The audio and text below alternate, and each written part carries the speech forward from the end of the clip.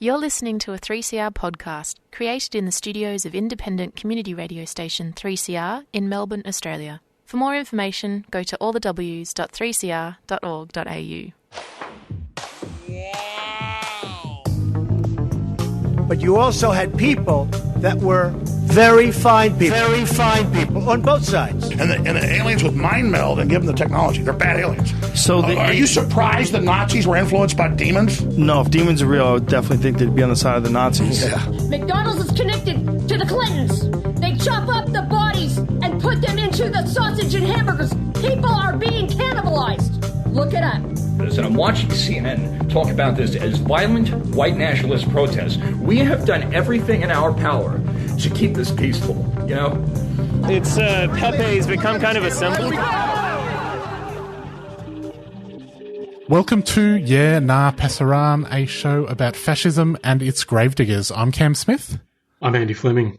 And we're joined today from Washington, D.C. by Nina Jankowicz, a Disinformation Fellow at the Woodrow Wilson Center for Scholars, and also the author of a new book which is out this week, How to Lose the Information War, Russia, Fake News, and the Future of Conflict. Thanks for joining us, Nina. Thanks for having me. Great to be with you. I guess just to begin with, could you tell us a little bit about yourself and how you found yourself drafted into the front lines of the information war? Sure. So my background, obviously, as you can see from all the consonants in my last name, is Polish, mostly. I also have some Ukrainian blood. So I took an early interest when I was a kid in Central and Eastern Europe and in Russia, studied Russian and Eastern European politics in college and graduate school. And my first job out of grad school was to support democracy activists in Russia and Belarus, those bastions of democracy. And that was kind of before information warfare was cool. So you could call me, I guess, a disinformation hipster in some ways. We, in my organization, were the subject of a lot of Russian government propaganda. They said that we were, fomenting revolutions by working with activists who were pro-democracy in Russia.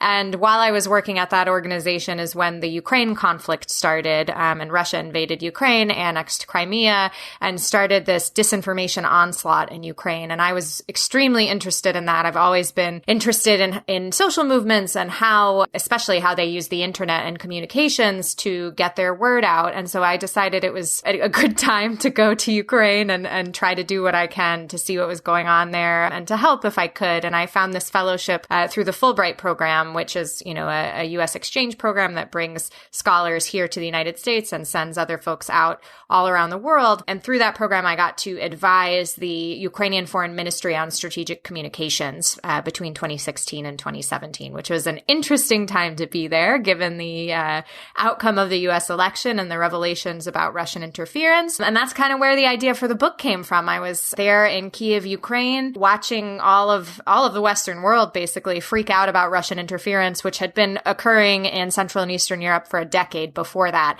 And so I thought that would be a good idea for a book to educate people so we didn't have to reinvent the wheel in our response, and perhaps so we could, mount something that was a little bit more coherent at the start. And unfortunately, I think we've lost a lot of ground since the idea for the book popped into my head, but I still think there's time to kind of right this ship, if you will. The book is How to Lose the Information War, and you've got a series of case studies about how different Eastern European countries sort of didn't handle disinformation very well, and it seems like maybe ended up being a playbook for how the United States is handling it, which is also not very well. Yeah, there were a lot more similarities than I anticipated when I started the research for the book. We were in a really different place in 2016, 2017 when the idea first came to me than we are in now. And I think one of the most unfortunate similarities across the case studies is that all of the countries who are staunchly against Russian interference in their national security doctrine, etc., but don't call it out when it happens domestically, are ones that are in a pretty dire situation with their response to disinformation. And I would certainly put the United States in the same boat. We, have plenty of organizations and departments across our civil service that are working on this issue, but their hard work is undermined every day by the President of the United States when he shares disinformation and invites foreign interference from a variety of countries, including Russia and China. And it's sad to see, because we really ought to be leading the way here. And instead, we're not only leaving ourselves more vulnerable, we're just abdicating any leadership we might have had. One of the elements in your book that's interesting is you discuss the ways in which Russian state disinformation reaches out to and mobilises important sectors in other societies which share a similar agenda, let's say. How much do these campaigns that are being conducted by Russia or other states rely upon identifying and being able to utilise sympathetic actors in other societies? Yeah, that's a great question. And it's something that I think a lot of people get wrong about disinformation and fake news. They think it's about,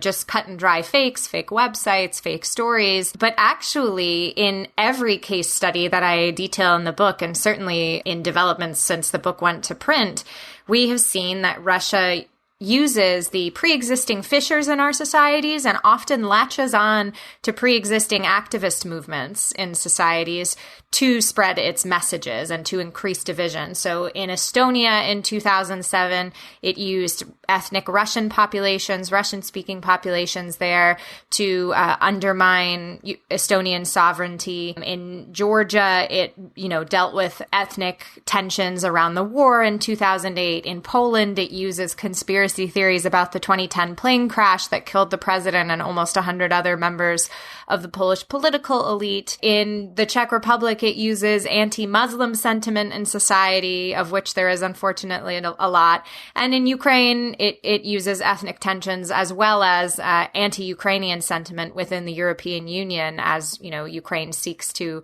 expand toward Euro-Atlantic integration. So all of those instances have movements attached to them in their natural contexts, in authentic contexts. And that makes it really, really difficult to push back against disinformation when it's out there, because we don't want to, quash freedom of speech, freedom of expression. And when you're removing content that is authentically shared by local national activist groups, you're getting very, very close to infringing on freedom of speech. The other interesting factor in the book that you discuss is the increasing role of social media and sites like Facebook and Twitter and YouTube and so on, and the ways in which they've been harnessed and seemingly make themselves vulnerable to these sorts of campaigns. Can you explain why it is that social media has played such a critical role in rolling out these campaigns? Well, I think the most important thing to understand is that it's part of the business model. Facebook and Mark Zuckerberg now have that famous moment when Zuckerberg was testifying in front of Congress the first time,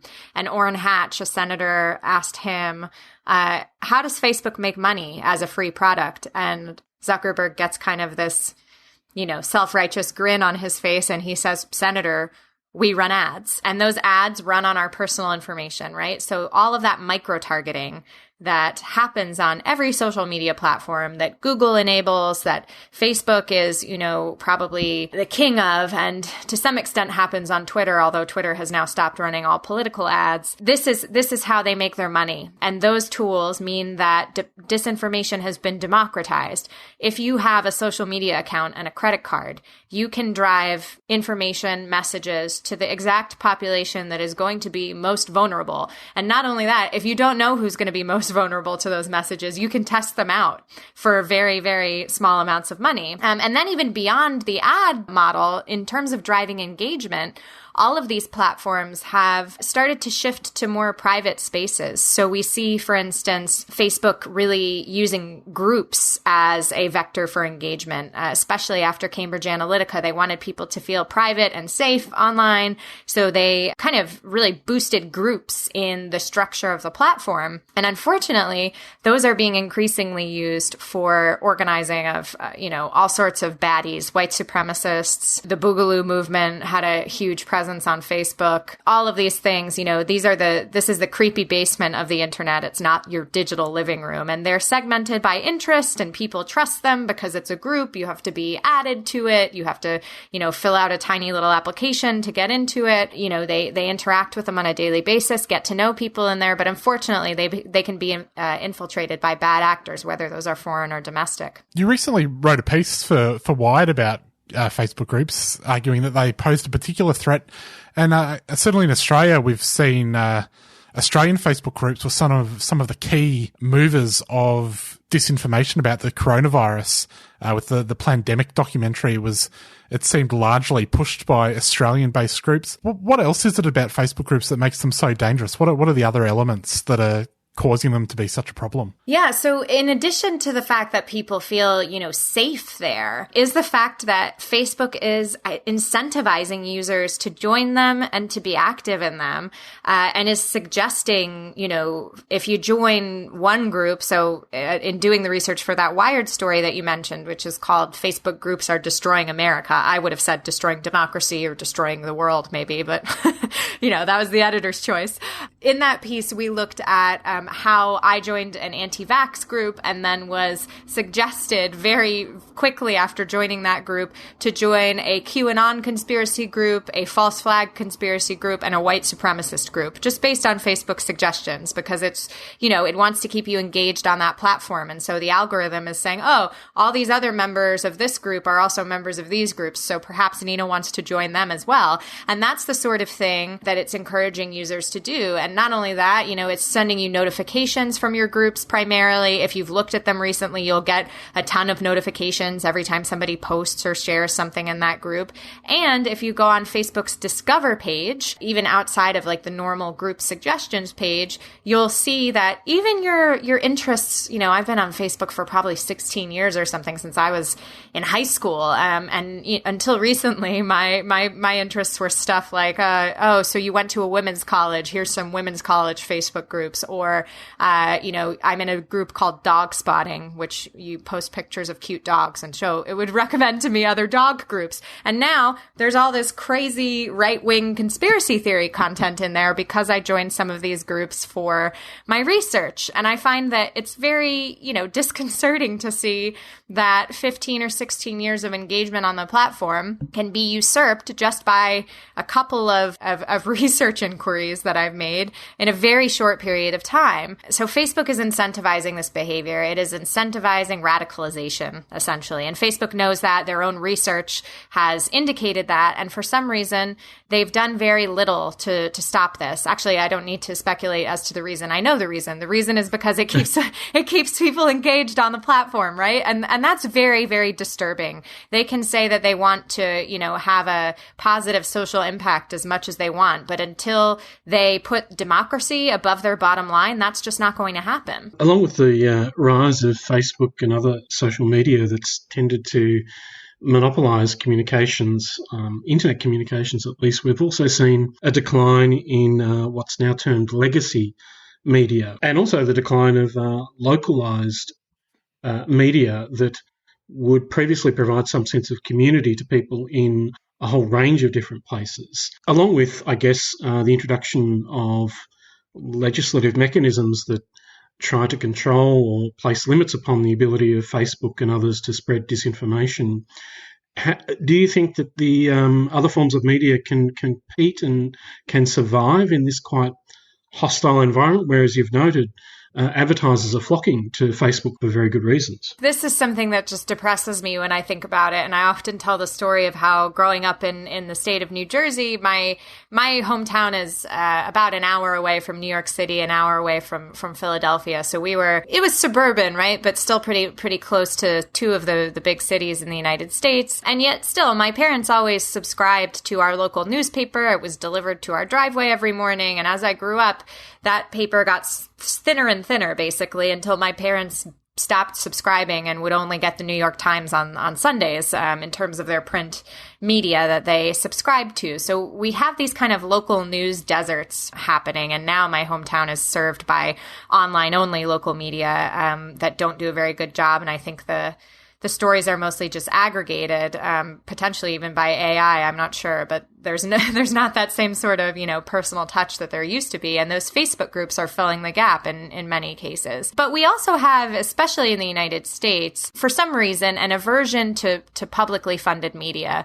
Our Corporation for Public Broadcasting, which funds PBS and NPR, spends $3 per person per year on public media, which is just a crazy statistic, particularly when you look at the BBC, for instance, which spends a lot more. And of course, Brits pay their licensing fees to the BBC, but look at the impact that they have. And if you look at some of the polling, Brits trust the BBC in a time of crisis. I think something over 55% of Brits trust a BBC in the time of crisis. And we don't have that here in the United States. I can't think of a single outlet that 55% of Americans would turn to, especially during these last couple months. Our media environment has only become more fragmented. So all of these are issues.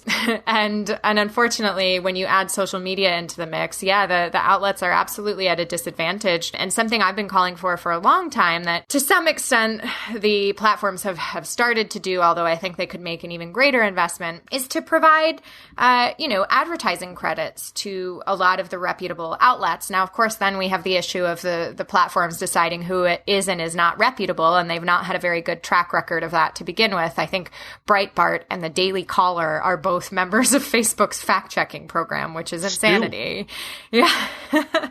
So that presents another problem. But again, there are ways to supplement journalism as a public good. They could all make large donations every year to the Corporation for Public Broadcasting or something like that. Who knows? But unfortunately, the situation as it is just atrophying, and particularly even during these times of crisis when we're so relying on journalism. I think something like 38,000 journalists were laid off in the United States in the first couple weeks of the pandemic here. And I know many of them personally. And it's, the gap that this leaves at such a critical time can't be understated. So we've got to figure this out. But I think until people recognize that journalism is a public good and that we do need some gatekeepers of information because there's just too much of it right now. We need that lens, especially with the local kind of flavor, to understand what's going on in the big cities of the world and interpret it for that local audience. Without that, we're pretty lost, and that's where those vacuums are filled by less than trustworthy information. You're listening to 3CR 8:55 AM, 3cr.org.au and 3CR Digital on your DAB radio. We are talking to Nina Jankowicz about disinformation. I thought it was interesting reading the book, some of the parallels between what you were talking about happening in Eastern Europe and things that were happening right now were really quite stark. For example, in the chapter on Estonia, you talk about, the way that a lot of emotion around a statue removal was exploited. Aha, and then yes. looking just in the last few weeks, there have just been a number of right-wing mobilizations against these imaginary Antifa events that were going to take down statues and burn flags and things. But in a lot of those cases, upon the announcement that Antifa were coming to this town or that town, those events were almost immediately debunked as hoaxes, but to seemingly little avail. What do you think the answer is when people just don't want to hear that they're being manipulated? Yeah, I think this is the problem with fact-checking, unfortunately. We tend to look at fact-checking as like the savior of the counter-disinformation movement. But when, for instance, if somebody was posting an Antifa debunking of some statue being taken down, in fact, this just happened in Gettysburg in the U.S. over the July 4th weekend, people don't want to hear it. They say that's, deep state propaganda or something like that. So this is why I, turn to equipping people with tools that they need to really navigate this information environment, rather than just trying to beat it over their heads and say, no, you're wrong. Here's why. Give them the tools to find the answer for themselves. And unfortunately, sometimes we see kind of media literacy tactics being turned on their head, and folks who are conspiracy theorists saying things like, oh no, just do your research. I've done my research and this is what it's led me to. But we, unfortunately, especially for, adults middle-aged and up in all over the world, they've grown up in an era where they've had gatekeepers, they've had people doing content curation, whether they understand that or not, their entire lives. And suddenly they've been hit with this unprecedented information flow, and they trust some random website that looks like it was built on GeoCities in 1995 as much as they trust the website of some of the, more important journalistic outlets in the world, and don't understand how the journalistic process works, don't understand how information is vetted. So all of these things are really important for people to kind of pick their way through information and find their own way. And I think there are instances of this working. I talk about a couple examples in the book, for instance, in Ukraine, where media literacy programs have had a pretty not insignificant impact on adults who, after even a period of something like 18 months, are still using the skills that they got during those trainings to work their way around the information space. Unfortunately, it's not a magic wand. It's not something that's going to work overnight. It's a generational investment and is going to take, in many cases, a lot of different interventions over time to kind of bring people to healthier social media consumption habits. But I think, just the same way we've all learned to ignore emails from Nigerian princes who think that they're going to make us rich, we can kind of get people's guard up to false information on the internet as well. It became a common phrase during recent economic crises that major banks were simply too big to fail, that their collapse couldn't be countenanced because the effects would be so disastrous upon the economy and society. Do you think that social media companies like Facebook and so on, are they too big to tame? Are they simply too large, too powerful, that even if there was a willing party to introduce legislation that might regulate the content, that won't be done, because to take on those giants means the ends of political careers? I hope not. I think there are people who are a lot more smart about antitrust law and things like that, who make comparisons to the car industry in its early days, or to, the tobacco industry, and how our legislatures took on both of those.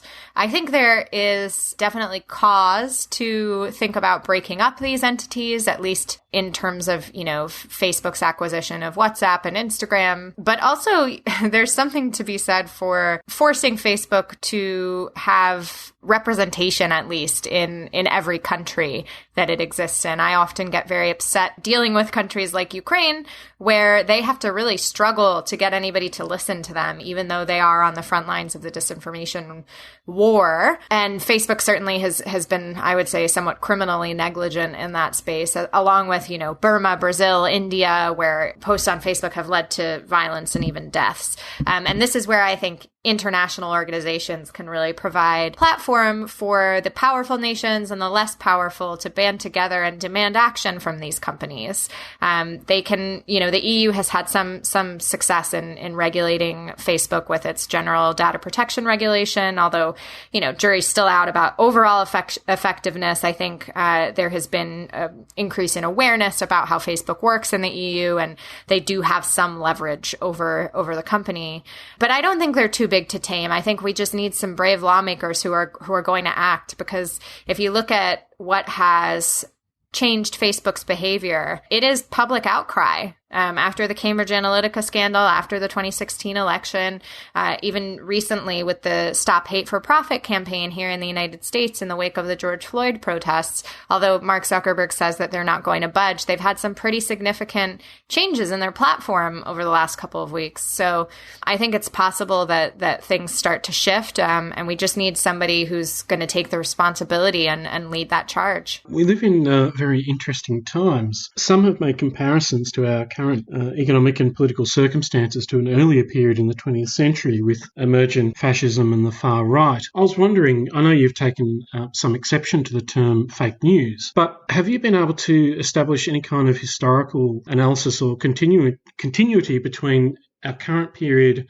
and, say, the early 20th century, when similar terms like Lügenpresse or the lying press became fairly popular and was utilised in political discourse. So have you been able to trace the history of this kind of concept of fake news? So I'm a little bit less of a historian, but I would point you to Heidi Torek's work. She is a historian and has written pretty extensively on these issues, including her most recent book, which examines the press in Germany at the beginning of the 20th century, called News from Germany. So I would just direct you to her work. I think she's really, really great. And yeah, I wholeheartedly endorse Heidi. Thank you. That's a good recommendation. I have a much more up-to-date question. This is largely to indulge my own curiosity. Did you follow the DC blackout hashtag kerfuffle at all, Nina? Yes. And that is a confusing and weird event that it seems that many bad actors, including Russia and China, have, glommed onto, as is their, practice. But it's just a great example of how the online information environment can be manipulated, especially around times of crisis. Anybody is going to jump onto that stuff, and it can be unknowingly amplified by real actors in our system. So in this case, we had a lot of Black Lives Matter activists saying that they were being basically shadow banned from platforms, that the media wasn't covering what they were doing. But in reality, this just started from one troll account that was then removed by Twitter, as I understand it. So it's been a tumultuous few weeks in the disinfo space, few months really, since the beginning of the pandemic. I thought it was especially confusing, though, because after the initial sort of hashtag went out, that there was it sort of differed between whether it was, people's social media was being blocked or whether, the power was out and the guns were firing. But then there were these tweets debunking it that were seemingly being pushed by compromised accounts. Yeah. So there were thousands of the same tweets saying, no, the DC blackout isn't real. But then, of course, that has the impact of sending the hashtag to the top of trending. It seemed like there was a lot going on there. And yeah. I just want someone to get to the bottom of it. Yeah, I'm not sure anybody has yet, unfortunately. A lot of the stuff, especially with attribution, and this is another thing that, we could legislate if we had the balls, pardon my French. But a lot of the information related to attribution, whether to domestic or foreign state actors in the disinformation space, it's just not available to open source researchers because it's on the back end of the platforms. And what we get from Facebook especially is takedown reports that just are, they'll offer overarching statistics and they'll tell us the narrative they want us to hear about what these accounts were pushing. But they only give us a few snippets of what was actually being shared. And that's only for foreign accounts. They don't do any of the same stuff for domestic accounts, which is frustrating. And they claim to be taking down, millions of fake accounts a day. And it would be interesting to see why. I have always been an advocate of, particularly when there's a coordinated campaign, keeping that information online and creating a sort of fake news museum of sorts where people could go and see if they've interacted with that content, see why it was taken down, be linked to the appropriate parts of Facebook's terms of service, because I think people often forget that Facebook is not a free speech zone. It is a private platform that has rules that govern it, and it's allowed to be that way. And that would really increase people's awareness of these operations. But unfortunately, again, because of the economic incentive, Facebook is really hesitant to do that and continue to just give us the edited version of what they've taken down. Twitter is a little bit better. They just do data dumps on all the stuff they take down, but that means that, researchers have to wade through it. It's not presented in a way that is easily consumable for the average person. Well, we'll have to leave it there. Nina, thanks very much for joining us. If people would like to get the book, it's called How to Lose the Information War, and it should be out today. Well, Andy, that was an interesting chat there with Nina Jankowicz from the Wilson Centre. What did you think? Yes, I do think it was interesting. It posed many questions about, the law, but also, I suppose, from my perspective, how members of the general public can respond to this deluge of fake news. Perhaps, Cam, they could support independent or community radio. Yes, they could. That's all we've got time for. To take us out, here is a little clip from Beyond the Bars in honour of the now postponed NAIDOC week. And we'll catch you next week. Global Intifada is up next. See you later. Just say, like our sister or family out there have got a mobile with the internet, you can download the Skype app and get a Skype number. And so it's a 30 cents a call. So when we call them, it's calling their phone on the internet and it's 30 cents. Oh, I get it. Thank you. Yeah, so I do that with both my kids. So now I can speak to them. At the start, it was going through credit like that. Yeah, okay. So because ringing mobile phones and it just goes. So the Skype number worked good. Yeah, that's good. And that's good for family to know out there. If you're ringing a mobile, it actually costs more than the outside. It's $8 for 12 minutes. Yeah. And that's what we pay, which is a day's pay to make a phone call to your family. And we've complained to their services, but nothing changes. Yeah, but if you want to ring your family every day, it's impossible. Do you have to book in to use the phone, or is it like a public phone No, you just sit in a box? line. There's not enough phones for all us women anyway. So there's 9 out in the whole compound that we're all allowed to use, and that's, And we can't use, 2 phones for Margaret's and then 2 phones for Mitchell. And so that's how it is. We're not allowed to use the other phones. Or we lose phone privileges for 2 weeks.